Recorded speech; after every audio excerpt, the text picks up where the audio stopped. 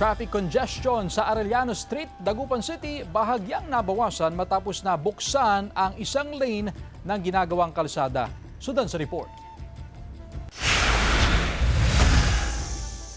Hindi tulad ng dati, bahagya nang nabawasan ang traffic congestion sa panulukang bahagi ng Arellano Street de Venecia Highway Extension sa Dagupan City, partikular sa kalsadang ginagawa malapit sa Dawal Bridge. Nitong mga nakaraang buwan, isinara sa mga motorista ang 2 linya ng kalsada para sa mas mabilis na konstruksyon ng kalsada na nagdulot ng matinding traffic. Ngunit ngayong linggo, binuksan ng muli sa mga motorista ang isang linya ng kalsada. Medyo lumuwag na rin po yung traffic natin.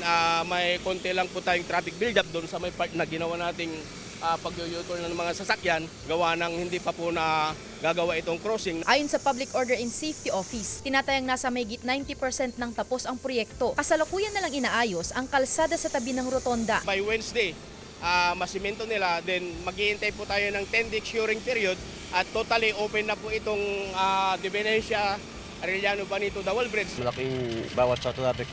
Ganun po. Hindi kaya dati na masyadong matraffic. Sobrang traffic po ba?